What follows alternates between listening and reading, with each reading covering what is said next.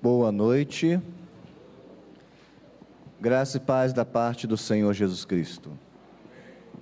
Quantos que estão aqui agora, que estiveram hoje pela manhã em sua igreja? Levante o braço. Pode baixar. Gostaria muito de contar com a sua presença também nas outras reuniões da nossa igreja. Hoje nós nos reunimos em 3 momentos específicos aqui. Nos reunimos às quintas-feiras, à noite, celebrando ao Deus Todo-Poderoso, bem como também aos domingos, em 2 momentos, através da Escola Bíblica Dominical e a sequência do culto matutino, Escola Bíblica às 9 horas e o culto a partir das 10 horas. E também à noite, como os irmãos sabem, porque está aqui, sabe exatamente o horário. Então, gostaria muito que você não faltasse à sua igreja. A carta aos Hebreus trabalha muito bem essa temática quando diz que não deveríamos nos ausentar, como alguns fazem, mas que isso não seja a nossa rotina. Que você tenha, sim, o desejo, o prazer, o querer e a disponibilidade de estar na casa de Deus em todos os momentos que a igreja se reúne, ou melhor, que o povo de Deus se reúne como igreja. Tem amém aí? Muito bem. Nós começamos a falar sobre o poder das Escrituras em tempos de engano. E nós queremos dar continuidade a esta palavra. Então, diante de tudo isto, eu gostaria que você pudesse, então, fechar os seus olhos. Nós vamos orar ao nosso Deus e vamos pedir a Deus que nos ensine, que nos adverta, que traga o entendimento necessário para que nós, no nosso cotidiano, no nosso momento, dia após dia, sejamos praticantes da palavra. Feche os seus olhos, vamos orar ao nosso Deus, vamos pedir ao Senhor com que fale ao nosso entendimento. Senhor, nosso Deus e Pai, nos dê a condição, por meio do seu Santo Espírito, de entender a sua voz. Traga, Deus, o entendimento, sim, da tua palavra, mas não o entendimento humano, não o entendimento carnal, mas o entendimento do céu, Deus. Que a sua sagrada Escritura seja norteadora da nossa vida e nos ensine nesta noite, em nome e por amor de Cristo Jesus. Amém? Muito bem, estamos no segundo ponto, no segundo momento desta palavra, onde temos como temática exatamente o poder das Escrituras em tempo de engano. Eu quero falar em segundo momento sobre o modelo de vida piedosa em meio à adversidade. Esse é o nosso segundo momento. Então, meus irmãos, eu queria convidar a pensar numa grande questão, numa história que aconteceu. Eu gostaria que você imaginasse comigo uma cena. Um homem sozinho em uma cela escura, úmida, gelada, separado de sua esposa, dos seus filhos, por mais de 12 anos. E isto aconteceu por causa de entre aspas, crime. O seu único crime. E qual foi?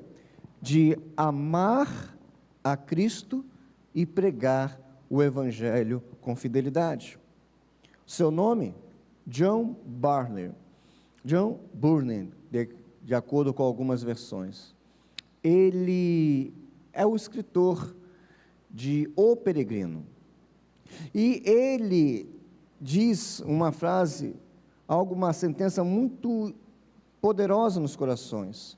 Ele diz assim: se a minha jornada for cercada de espinhos, mas guiada por Cristo, prefiro essa estrada ao atalho, ou melhor, ao atalho confortável que me afaste da cruz. Essa história nos transporta diretamente para o contexto da segunda carta de Paulo a Timóteo, capítulo 3. Você conhece muito bem, estamos lendo constantemente esse texto aqui na igreja. E Paulo, ao escrever a Timóteo, ele estava também numa prisão. Talvez esperando a sentença de morte. Sua preocupação não era com ele. A sua preocupação era para que o seu pupilo, seu filho na fé, Timóteo, permanecesse fiel diante de todas as adversidades, mesmo diante também de um mundo hostil.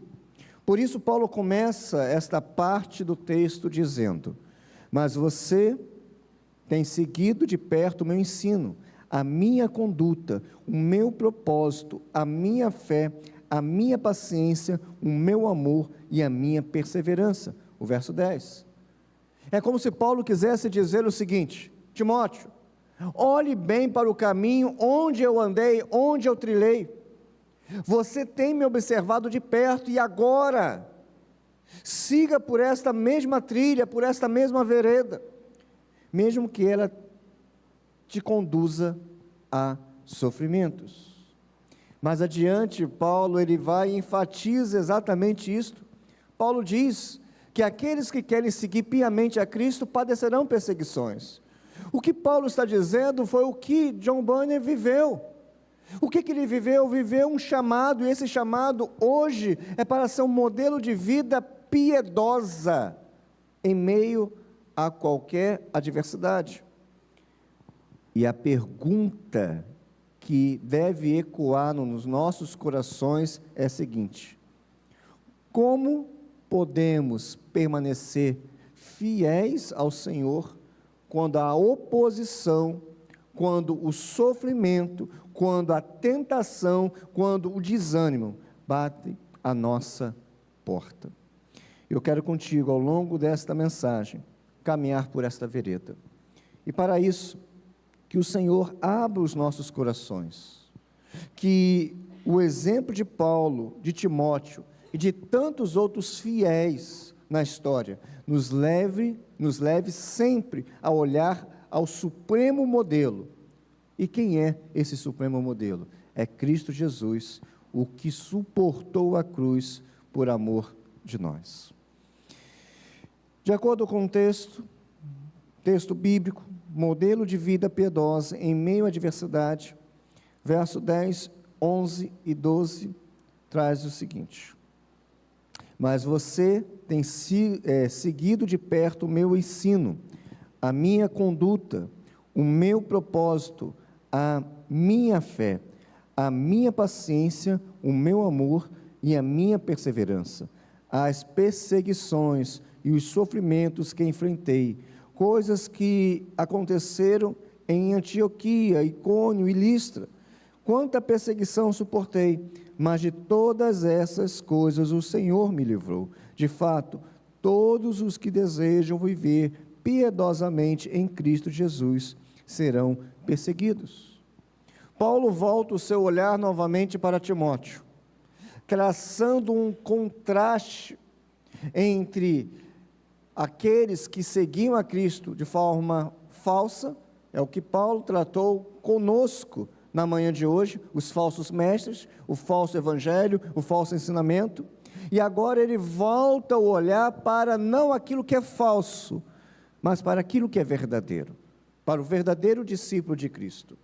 Eu quero abordar contigo o verso 10, que marca uma transição da carta, porque depois de escrever a perversidade, melhor dizendo, dos falsos mestres, Paulo agora aborda Timóteo, porque ele diz assim: mas você, esse advérbio e pronome, reforçam que Timóteo trilha um caminho oposto ao dos enganadores. Essa expressão traduzida, seguiu de perto, carrega um peso de um discipulado profundo. Paulo está mostrando a Timóteo o seguinte: Timóteo, olhe para a minha vida, olhe para o meu proceder, olhe para as minhas atitudes, olhe para o ensinamento não somente falado, mas vivido.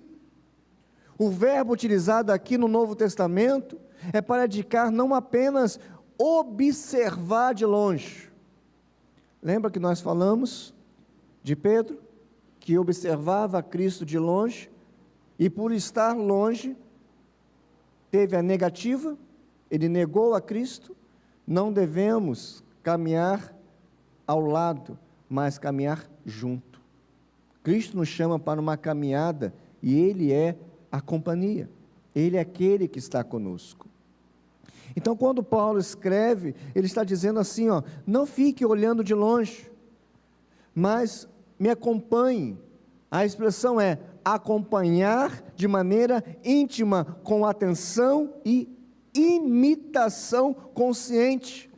É olhar e falar o seguinte: eu quero ser igual, eu preciso ser igual. John Stott comenta esse texto, ele sugere mais do que um aprendizado intelectual. Ele diz assim: Timóteo não foi apenas aluno de Paulo, mas discípulo que caminhou com ele, viu sua vida de perto e a tomou como modelo para a sua própria caminhada. Nós bem sabemos que o nosso modelo maior é Cristo, mas nós estamos apresentando um modelo de vida a outras pessoas. Você consegue identificar pessoas ao seu redor, na vida cristã, que você tem desejo de imitar? Somos exemplos, temos seguido bons exemplos. Os elementos na vida de Paulo que Timóteo seguiu, aqui tem uma listagem de 7 áreas que formaram a base do discipulado de Timóteo. Primeiro, ele fala sobre o ensino, está aí, o texto fala sobre isso. Refere-se ao conteúdo doutrinário. Timóteo acompanhou o ensino apostólico enraizado no Evangelho de Cristo, não um outro evangelho, não o evangelho agradável, mas o Evangelho de Cristo. Timóteo aprendeu. Temos depositado o nosso tempo no aprendizado da palavra de Deus, temos buscado aprender. A outra área que Paulo fala acerca de Timóteo, ou fala para Timóteo, é a conduta. A maneira de viver de Paulo era coerente com o seu ensino, sua vida era um testemunho visível do Evangelho. Quando as pessoas que estão ao nosso redor, elas olham, elas conseguem enxergar plenamente uma conduta de um servo e de uma serva de Deus. Irmãos, muitos estão brincando com aquilo que é errado. Não sei se você lembra do texto bíblico, mas de tanto brincar de ser amarrado, Sansão acabou amarrado de verdade. Não estamos aqui para brincar com aquilo que é errado. O Senhor nos convocou a vivermos uma vida de conduta, e essa conduta precisa ser fidedigna. A outra área que Paulo, ele salienta a escrever a Timóteo, é o propósito. Paulo tinha uma direção clara, ele tinha um alvo, de glorificar a Cristo e espalhar o Evangelho. Vivemos nesse mundo com um propósito estabelecido, não nesta terra, mas no céu. Deus já estabeleceu isso para nós. O que eu preciso é compreender que eu vivo aqui nesta terra para glorificar a Cristo e espalhar o Evangelho. Não há outro propósito que deva nortear as nossas vidas. Existem outros propósitos periféricos, propósitos que estão num escalão menor, mas a primazia da minha vida, da sua vida, é de glorificar a Cristo e espalhar o Evangelho dele na face da terra, até os confins da terra, mas começando aonde? Onde estamos. A outra expressão que Paulo trabalha a Timóteo é a fé, que é uma confiança viva, uma confiança ativa, não é passiva, é uma confiança que age, é uma confiança ativa em Deus. E eu te falo, mesmo em meio a perseguições, a dificuldades, quando Paulo trata esta fé a Timóteo, ele está dizendo o seguinte: Timóteo, não perca a confiança em Deus. Irmãos, existem muitas sugestões neste mundo para que percamos a fé em Cristo Jesus. Viver pela fé não é algo fácil.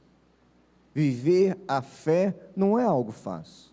Viver cultivando a fé também não é algo fácil. Pastor, então o que é fácil? Nada. Nada é fácil. Olhe para a vida de Cristo. A vida dele não foi fácil. Ele que era e continua sendo o Rei dos Reis, Senhor dos Senhores, foi crucificado, sendo zombado, como se fosse um rei dos judeus, com uma coroa de espinhos. Os que deveriam apoiá-lo, fugiram, abandonaram. Irmãos, a vida cristã nunca será um parque de diversão, uma viagem turística. Já falei e repito, é um embate. Estamos nesse mundo não como passageiros, conhecendo, vivendo de modo turístico. Não, nós estamos como soldados de Cristo. Então, cultive uma fé que ela permaneça firme, mesmo diante das tribulações, das situações complicadas. E Paulo está dizendo isso a Timóteo. A quarta área, o quarto elemento é a paciência, longanimidade. E aí ele fala, paciência com pessoas difíceis e situações adversas. Não somos aqueles que abandonam o barco por causa das ondas gigantes e severas que vêm sobre nós. Cristo nos chamou a amar pessoas difíceis e ter paciência com elas. Eu sei que não é fácil. Eu sei que diante dos mares da vida, o nosso desejo é mergulhar e sair daquela embarcação, é abandonar a nau. Mas o Senhor nos convida, com paciência, a permanecer confiando nele. Um outro elemento que é listado é o amor. E esse amor não é qualquer tipo de amor, é um amor sacrificial, é o ágape. Ele poderia escolher um outro tipo de expressar amor, mas Paulo escreve um amor ágape, um amor sacrificial, que é centrado em Cristo e nos irmãos. Qual foi a última vez que você se sacrificou, entre aspas ou sem aspas, por causa de Cristo ou por causa de um irmão em Cristo? O apóstolo Paulo fala que para ele faz um trocadilho, você conhece muito bem, entre ganhar e perder. O perder para ele é lucro, quando isso visa a exaltação de Cristo. Devemos amar as pessoas de uma maneira que Cristo se orgulhe desse amor. Não devemos desistir de pessoas, não devemos desistir de Cristo. E essa não desistência está baseada no amor que temos a Cristo e a pessoas. E terminando essa listagem, ele fala sobre perseverança, que é a capacidade de resistir diante das provações, é ter firmeza na fé até o fim, é começar e continuar. Não temos muitas dificuldades para começar, muitos têm iniciativa. Só que a grande questão da vida, e aí eu coloco vida, não somente da vida cristã, é dar continuidade. Muitos sonham, e até expressam o começo desse sonho na prática, mas não continuam. A vida cristã precisa ter essa qualidade, chama-se perseverança. E esta listagem demonstra que a vida cristã não é apenas uma questão de conteúdo, mas de um caráter aprovado por Deus. Citando novamente, como citei de manhã, Richard Baxter, podemos ouvir o seguinte: um homem verdadeiramente chamado por Deus é um livro vivo, onde as pessoas podem ler o Evangelho. Nós somos cartas abertas. Quando eu olho para isso, preciso entender na prática como fazer. Então, primeiro, discipulado é mais do que uma transmissão de conteúdo, é uma convivência. Paulo, junto com Timóteo, tinha uma convivência. Uma pergunta muito pastoral: quem está perto de você a ponto de ver como você vive a sua fé no dia a dia? Para quem você tem multiplicado a sua fé? Qual é a pessoa que tem escutado de você sobre Cristo?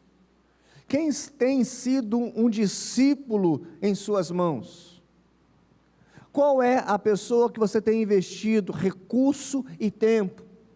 Porque, não sei se você sabe, a alegoria é que eu sou como pastor das ovelhas, mas é ovelha que gera ovelha. O pastor é aquele que cuida, é aquele que está presente, é aquele que leva o alimento, é aquele que orienta, é aquele que adverte, é aquele que discipula, é aquele que disciplina, mas quem gera a ovelha é a ovelha. Olha quanto espaço temos para ser preenchido por aqueles que hão de ouvir de Cristo através da sua vida. Não é assim, mas se fosse, ao entrar no céu, o anjo perguntasse: quem você discipulou naquela terra? Se fosse para entrar no céu, mas não é assim, mas se fosse, para entrar no céu, fosse por meio do discipulado que você tenha dado na terra, e tivesse ali uma quantidade de pessoas, duvido que nós não faríamos vários e vários discipulados nessa terra. Não podemos entender o Evangelho se não estamos praticando o Evangelho, e a prática do Evangelho é fazer discípulos. Cada cristão maduro precisa ser um exemplo visível para os outros. Assim como Timóteo olhou para Paulo, os novos crentes, aqueles que estão na fé, ou até os demais, precisam olhar para aqueles mais maduros na fé e identificar Cristo. Aí eu pergunto, para essa sociedade que está mergulhado na escuridão, para essa sociedade que vive uma vida corrupta, que está exalando o pecado, pergunto, qual é o tipo de exemplo que ela consegue ver em nossas vidas? Se eu não estou salgando, se eu não estou iluminando, eu estou fora do propósito e do foco que Deus deixou registrado em sua palavra. Se o sal não salga, a Bíblia diz para que ele serve: para ser pisado, jogado fora. O discipulado cristão verdadeiro tem um foco, é Cristo. Paulo não estava ali preocupado com outras coisas, ele estava formando seguidores, não dele próprio, mas de Cristo. O cristão é uma seta apontando para Cristo. Sua vida deve ser sempre direcionada, os olhos dos homens para aquele que é o Senhor dos senhores. Um jovem missionário, Henry Martin, ele passou a ser missionário e foi para o campo, porque um dia ele leu os escritos de David Brainerd, um grande missionário que faleceu muito cedo. David Brainerd deixou então um diário, e nessas anotações falava da sua grande dificuldade em vencer elementos cotidianos, por exemplo, a ansiedade, a depressão, mas mesmo diante de tantos gigantes, ele pregou o Evangelho. E aquele jovem missionário, olhando para a vida de um grande homem de Deus, diz o seguinte: li sua vida e quis viver como ele para a glória de Cristo. Somos essas páginas do Evangelho? Se Atos, o livro de Atos, vai até o capítulo 28, será que eu sou o capítulo 29 de Atos? Sou eu a continuidade da obra de Deus aqui nessa terra? Seguir de perto quer dizer intimidade com a vida, atenção ao exemplo, compromisso e com obediência prática. É isso que esse versículo ecoa. Cristo é o grande modelo de todos os modelos humanos. É Cristo e não Paulo, porque Paulo sabia exatamente que o seu padrão de vida que chegou até Timóteo não vinha dele, vinha de Cristo. Paulo disse isso na primeira carta dele aos crentes em Corinto, capítulo 11, verso 1, ele disse: sede meus imitadores, como também eu sou de Cristo. Paulo não queria os holofotes, ele queria ser um transmissor daquela luz. Ele mesmo não era luz, como também João disse, João Batista: eu não sou o Salvador, eu sou aquele que vem para anunciar, eu sou o precursor da voz que clama no deserto. Nós somos essas vozes nessa sociedade tão árida. O Senhor nos chamou, nos convocou, nos capacitou, e você não pode dizer: eu não sou capaz, eu não sou digno. Sim, você pode dizer isso sim, porque nós não somos capazes, nós não somos dignos, mas Deus nos capacita e nos dá sua dignidade por Ele, através da cruz. Paulo queria mostrar esse exemplo de vida. O discipulado fiel é aquele que conduz outros ao Senhor pela palavra, pela graça, mas também pelo exemplo. Terceira grande verdade desse texto: a realidade das provações no caminho da fidelidade. Não é fácil, meu irmão. Acho que dá um terceiro. Verso 11 diz assim: as perseguições e os sofrimentos que enfrentei, coisas que me acometeram em Antioquia, em Icônio, em Listra. Quanta perseguição suportei, mas de todas elas o Senhor me livrou. Quando Paulo aborda esse texto, nesse versículo nós temos uma outra dimensão. Paulo acrescenta uma outra dimensão ao discipulado. Não somente o acompanhar de perto, mas a condução inevitável do sofrimento por causa de Cristo. Não é verdadeiro aquele slogan apresentado: venha para Cristo que todos os seus problemas serão solucionados. Isto não é verdade. Que você saia daqui não enganado, mas com a verdade da palavra. Os sofrimentos, eles vêm, eles existem, estão ao nosso redor ou até mesmo dentro de nós. Mas uma coisa é certa: Deus não abandona os seus filhos.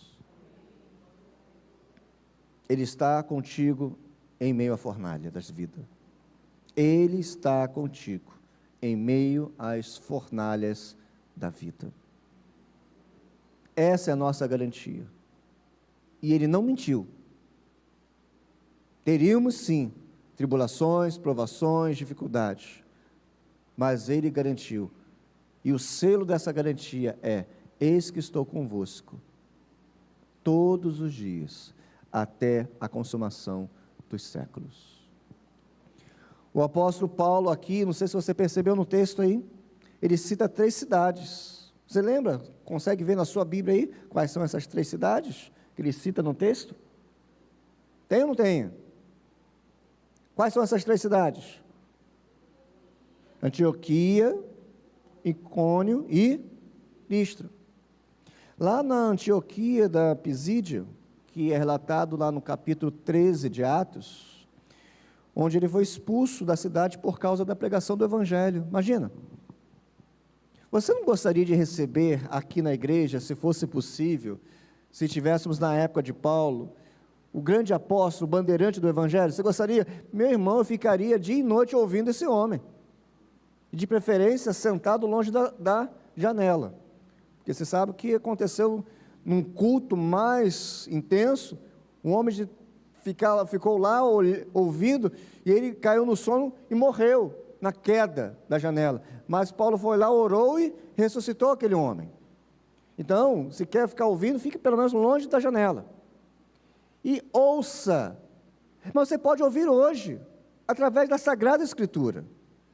Mas aqueles crentes lá em Antioquia da Pisídia, eles expulsaram, não somente os crentes, mas aquela multidão fez o seguinte: sai daqui. Paulo sofreu. Lá em Icônio, em Atos capítulo 14, que é o capítulo seguinte da situação lá da Antioquia, Paulo passou por uma conspiração que as pessoas queriam, sabe o quê? Apedrejá-lo, queriam matá-lo a pedradas. Chegaram numa reunião e disseram: vamos matar esse homem que está trazendo transtorno. Por causa do quê? Do Evangelho. Já em Atos capítulo 14, só que a segunda parte do capítulo, eram apenas memórias dolorosas, mas testemunho vivo da fidelidade de Deus em meio aos sofrimentos. Paulo está recordando isso a Timóteo, porque Timóteo sabia. Timóteo viveu de perto, ele estava perto de Paulo e sabia exatamente o que Paulo estava dizendo quando citou essas 3 cidades. Paulo está dizendo assim: suportei. E o ato de suportar indica um tipo de resistência ativa, não uma resignação passiva, mas uma perseverança sustentada pela graça. Não é assim que nós falamos? Hoje eu estou pela graça. E tem como não estar pela graça? É a graça que nos sustenta, é a graça que molda o nosso coração. Mas o texto diz, porque Paulo, ele não somente termina aí, ele faz uma declaração triunfante, ele fala: mas de todas elas o Senhor me livrou. Eu não sei onde são essas cidades para você, eu não sei onde é o seu Icônio, eu não sei onde é a sua lista, eu não sei onde você tem passado dificuldade por causa do Evangelho, mas se você permanecer fiel, o Senhor, de todas as dificuldades, o Senhor há de te livrar. Mas, se permanecer fiel. Quando nós falamos sobre isto, nós queremos lembrar que o texto ele é muito rico, e Paulo ele traz mais um significado para nós. O verbo utilizado aqui é erissato, quer dizer resgatar, salvar, livrar com poder. Alguns, de alguma maneira, pensam o seguinte: Deus não age como agiu no passado. Não, Deus continua a agir com o seu poder nos dias de hoje. Esse é o Deus que nós confiamos, é o Deus que nós servimos. Quando Deus age de forma poderosa no seu coração, transformando aquele coração de pedra num coração de carne, não existe poder maior do que este, que é o poder da transformação, o poder da salvação. Deus quer nos livrar com o seu poder, mas o primeiro livramento, eu posso dizer, que é o livramento de nós mesmos. Há uma expressão de um pastor que eu gosto muito, o pastor Hernandes, ele diz assim: Paulo não foi poupado do sofrimento, mas foi sustentado por Deus em meio a ele, e no tempo certo foi resgatado de cada provação. Tudo no seu tempo adequado. É o pão nosso de cada dia. Deus, Ele dá a provisão diariamente e também dá o livramento diariamente para os seus filhos. Somos ansiosos, queremos que tudo seja solucionado imediatamente, mas não é assim que funciona. Não é assim mesmo. Existe um processo. Quem esteve lá no José Milton Machado ontem ouviu uma mensagem baseada no texto de João, onde Cristo, Ele traz ali um milagre. E ao fazer com que aquele homem passasse a viver de forma normal, Cristo tratou aquele homem de uma maneira muito especial. Quando os fariseus, os líderes religiosos perguntaram àquele homem quem tinha feito aquele milagre, ele falou: foi um homem aí. E quando perguntaram depois, e eu fico a pensar que nesse intervalo de uma pergunta para outra, aquele homem que foi alcançado pelo milagre de Cristo, ele ficou pensando exatamente o que aconteceu. Porque na segunda resposta, ele não fala mais que é um homem que fez aquilo, mas um profeta. E quando ele é confrontado com Cristo, ele não fala mais que foi um homem ou um profeta, mas a expressão bíblica lá de João é que aquele homem diz que Cristo é o Senhor. Então, as provações e até mesmo os milagres que acontecem na nossa vida, ou seja, todo o histórico da nossa vivência, aponta para o quê? Para o reconhecimento que Cristo é o Senhor. Pode ser que na sua caminhada de fé, você esteja olhando para Cristo e só enxergando um homem, ou até mesmo um profeta, mas Ele é o Senhor. E o apóstolo Paulo, ele trabalha muito bem isto. E olhando para a prática, podemos dizer que o sofrimento não é um sinal de abandono divino. Deus não nos deixou. Deus não nos deixou o relento das dores. Não, mas uma identificação com Cristo.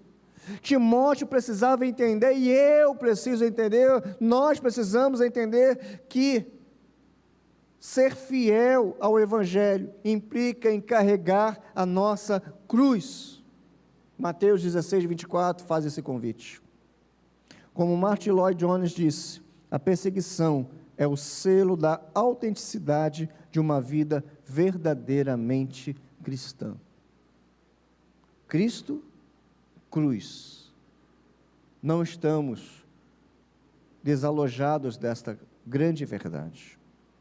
Deus não promete a ausência de lutas, mas sua presença em todas elas. Assim como Paulo foi livrado, Deus promete aos seus filhos força, consolo, livramento no tempo oportuno. Salmo 34, 19 diz: muitas são as aflições do justo, mas o Senhor de todas o livra. O Senhor está contigo. O sofrimento é também uma grande verdade. O sofrimento é também uma oportunidade para testemunhar do poder de Deus. Quando o mundo olha para o cristão sofrendo, mas sofrendo com esperança, sabe o que esse mundo, o que a sociedade enxerga? Ela enxerga, ela vê Cristo em ação. Porque a lágrima da dor serve como elemento no plantio da pregação do Evangelho. Se você hoje está passando por perseguições, injustiças, ou até mesmo por lutas por causa da sua fé, lembre-se, você não está sozinho. Você nunca ficará sozinho. Há uma palavra, há uma promessa, sim, o Deus Emanuel, é o Deus que está conosco. O mesmo Deus que livrou Paulo, o mesmo Deus que livrou Pedro, o mesmo Deus que agiu na história da igreja cristã, é o Deus que caminha contigo hoje. Deus não deixa o seu povo sozinho no deserto. Deus se apresenta como provisão e proteção. É que às vezes nós não conseguimos entender ou ver isto. O Cristo que foi com Timóteo até o fim, é o mesmo que sustenta, é o mesmo que te segura, é o mesmo que te dá graça suficiente para cada dia. Como diz a canção do passado, me dê mais graça, Senhor, mais graça, Senhor. Se a situação está complicada, peça ao Senhor mais graça, Deus. Alimente a minha alma com a tua graça hoje, Deus. Se a dor está gritante, peça, Senhor, me dê mais graça. Deus nunca prometeu uma estrada sem pedras, mas prometeu andar conosco, andar ao seu lado até o final do percurso. Talvez você que está aqui ouvindo, eu espero que você escute, porque ouvimos barulhos, escutar, nós executamos aquilo que estamos ouvindo.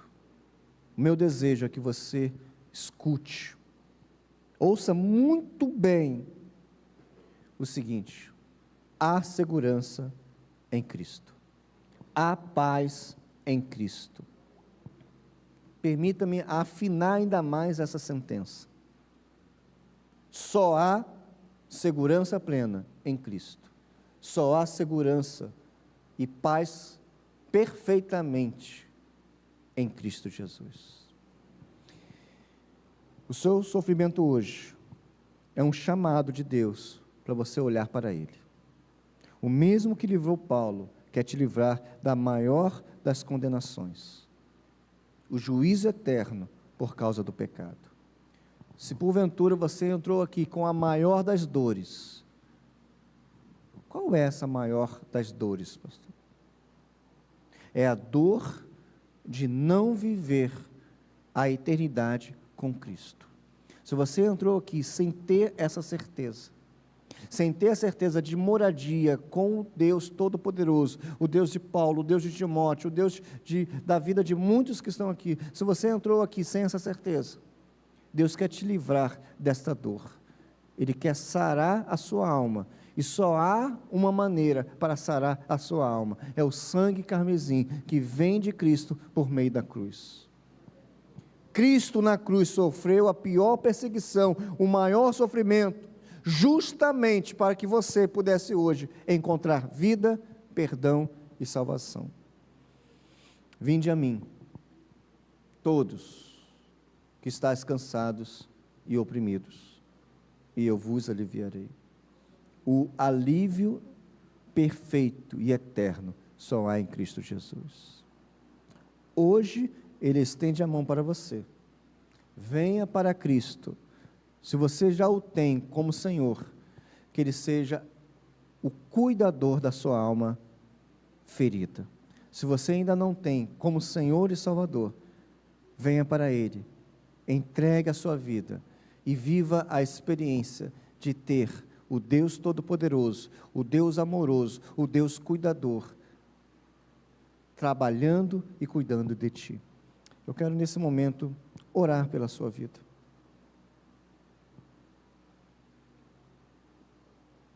Eu quero nesse momento pedir ao Senhor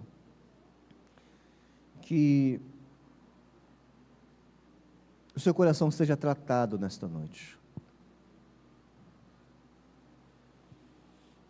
Eu quero pedir ao Senhor, para aqueles que são feridos pelas dores da vida, para aqueles que estão vivendo perseguições, tribulações, dores, que só a alma de maneira individual consegue expressar.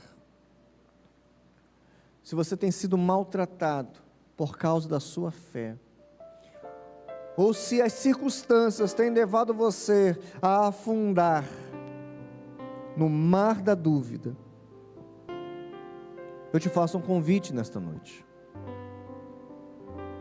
Confie no Deus Todo-Poderoso. Eu quero orar, não porque eu tenho mais poder, não é isto, mas como a oração comunitária, eu quero entregar a Deus a sua vida. Está difícil? Eu sei que existem momentos que não conseguimos enxergar nem um túnel, muito menos o fim dele, e nem a luz que há no fim dele. Eu quero te encorajar, de forma como a Bíblia diz, profética sim, de entregar as suas dores ao Deus, que é o bálsamo, que é o cuidador, que é o mantenedor da nossa fé. Pastor, eu preciso muito. Então, junto comigo, vamos orar. E quem deseja participar dessa oração, de cuidado de Deus, do aprisco do Senhor, quero convidá-lo a ficar de pé, que nós vamos orar juntos.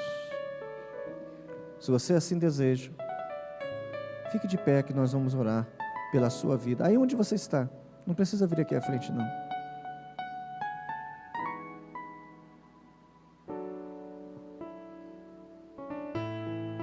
A sua declaração ao levantar quer dizer o seguinte: Senhor, está muito difícil sozinho, apesar de saber que o Senhor está comigo, mas às vezes me sinto sozinho, mas agora eu entendo que o Senhor está renovando as minhas forças, que o Senhor está estabelecendo a minha fé, que o Senhor está fixando os meus pés na rocha dos séculos. É isso que nós estamos dizendo ao levantar.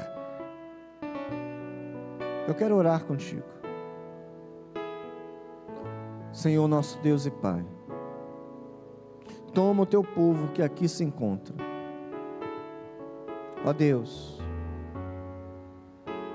se a caminhada está difícil, eu sei que nos momentos mais difíceis, o Senhor há de nos carregar. Que a nossa fé seja nutrida com a esperança, com a certeza que o Senhor está conosco. Assim como o Senhor foi exemplo e continua sendo exemplo para nós, mas foi exemplo para Paulo, que passou esse exemplo para Timóteo, que sejamos exemplo de fé em meio às dificuldades. Toma, Deus, cada coraçãozinho, cada história de vida, cada dor, cada limitação. Ó Deus, que esse deserto, essa situação árida, seja, Deus, sanada para a glória do Teu nome. Que o Senhor seja o rio de águas vivas, que o Senhor seja o elemento diferenciador, Deus, que o Senhor faça a diferença na vida dos nossos irmãos. Nós clamamos porque o Senhor nos ensina: se o meu povo, que se chama pelo meu nome, e nós estamos aqui como um povo que está chamando pelo seu nome. Ó Deus, toma essas vidas, e que em breve tenhamos testemunho para a glória do teu nome. Oramos a Ti, em nome e por amor de Cristo Jesus. Amém.